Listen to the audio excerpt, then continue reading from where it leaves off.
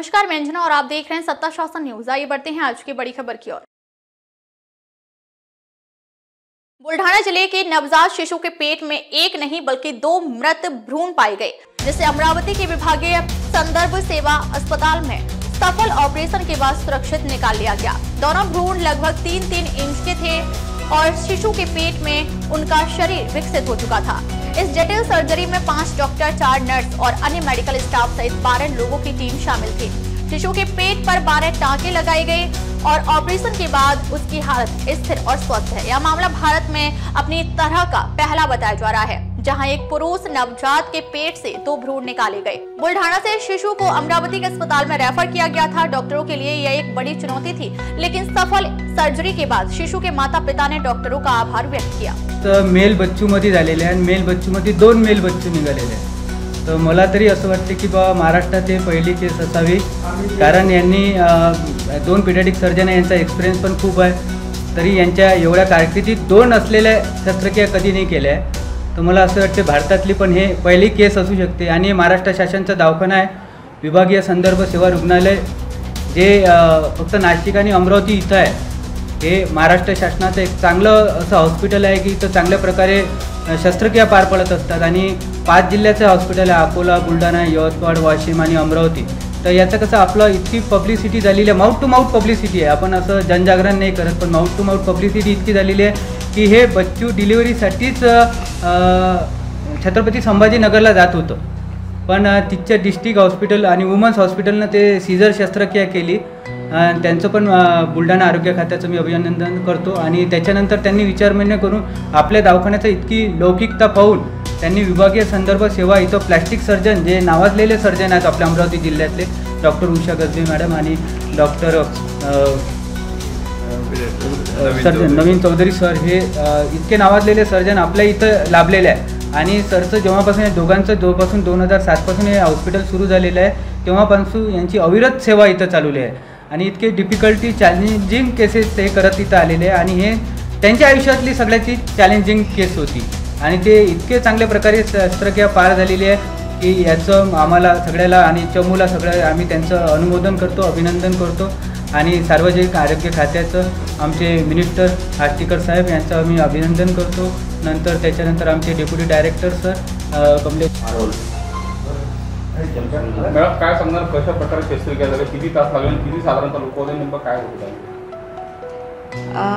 ही जी शस्त्रक्रिया होती ही 3 दिवसाचं बेबी आहे आणि त्याच्या बेबीच्या पोटामध्ये ट्विन्ससारखे पण जीव नसणारे अवयव होते, ज्याला हात पाय दोन्ही 2 बाळ होते आणि त्यांना हात पाय होते, डोकं नव्हतं आणि खालचा भाग शरीराचा बनलेला। तर ती शस्त्रक्रिया आज इथे सुपर स्पेशालिटी हॉस्पिटलमध्ये करण्यात आली आणि त्याला जवळपास 1-1.25 तास लागले आणि या शस्त्रक्रियेमध्ये मी डॉक्टर उषा गजबे, डॉक्टर नवीन चौधरी, आपल्या इथे paediatric surgeon, senior paediatric surgeon आहेत, डॉक्टर मंगेश मेंढे सर, जे आज आपल्या हॉस्पिटलमध्ये मेडिकल सुपरिटेंडंट म्हणून कार्यरत आहेत, डॉक्टर डॉक्टर संजय मोरे पण आणि सर डॉक्टर निलेश पीडियाट्रिशियन आहेत। मेडिकल ही शस्त्रक्रिया किती चॅलेंजिंग होती, काय कॉम्प्लिकेशन झाले? शस्त्रक्रिया चॅलेंजिंग असतेच, कारण की 3 दिवसाच्या बाळामध्ये तुम्ही जर मोठी शस्त्रक्रिया करता, ज्याच्या पोटामध्ये 2 बाळ आहेत आणि ते तुम्हाला काढायचे आहेत, त्याला रक्त सप्लाय पण असतो, तो रक्त सप्लाय नॉर्मल शरीराच्या अवयवाला जोडलेला असतो आणि त्यापासून तुम्हाला ते सेपरेट करावं लागते। तर शस्त्रक्रिया एक तर छोटं बेबी असल्यामुळे, दुसरं त्याचे अवयव शरीरात पूर्ण मोठं बाळ असल्यामुळे आणि मोठी ट्यूमर असल्यामुळे ते आपल्याला चॅलेंजिंग राहतं। त्याचं ॲनेस्थेशिया चॅलेंजिंग असतो, बाळाचं ऑपरेशन चॅलेंजिंग असतं। टाके का कुछ नहीं रहता, पेट में आधा पेट काटा जाता है ऑलमोस्ट। मॅडम ह्याच्या रेअर केसेस असतात, काय नेमक्या म्हणजे कशामुळे असं होतं, काय मेडिकली काय सांगू? मेडिकली असं आहे की ते जेव्हा बाळ डेव्हलप होतं सुरुवातीला, तर जसं आपल्याला ट्विन्स आणि ट्रिपलेट्स वगैरे होतात त्या टाईपचं सुरुवातीचं जे फर्टिलायझेशन होतं आणि ते नॉर्मल आईच्या युट्रसमध्ये न इम्प्लांट होता जे डेव्हलप होणारं एक बाळ असतं त्याच्या पोटामध्ये किंवा शरीरातल्या कुठल्याही भागामध्ये ते डेव्हलप होऊ शकतं. किती लोकांची किंमत आज सकाळपासून ते आपण सांगितलं आहे. मी किती लोक हां असं आहे. हे जे आहेत हे आणि नर्सिंग स्टाफ जर अराऊंड 10-12 लोक होते. आता बाळाची कंडिशन्स कशी आहे, काय बेबी सध्या आउट ऑफ ॲनेस्थेशिया आहे. बेबी वेल सेटल्ड आहे आणि थोड्या वेळाने आपण त्याला ॲनेस्थेशिया थिएटरमधून NICU शिफ्ट करू.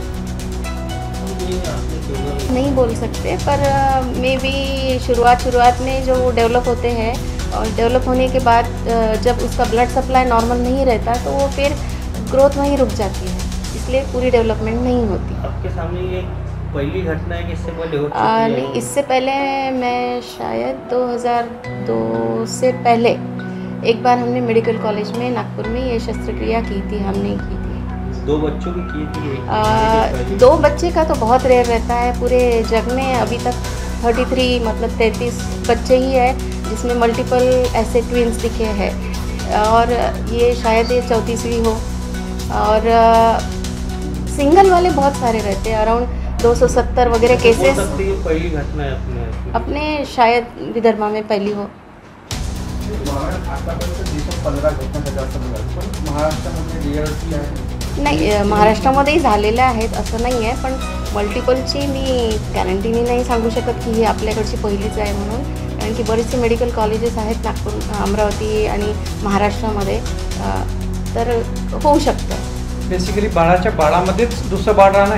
त्याच्यावर मी ॲडमिट केलं बाईला. त्याला प्रॉब्लेम झाली ती, अंगावर वाढ लागलं होतं. त्या हिशोबानं डॉक्टरनं त्याला गोळी दवाई दिली आणि घरी पाठवून दिलं सुट्टी करून.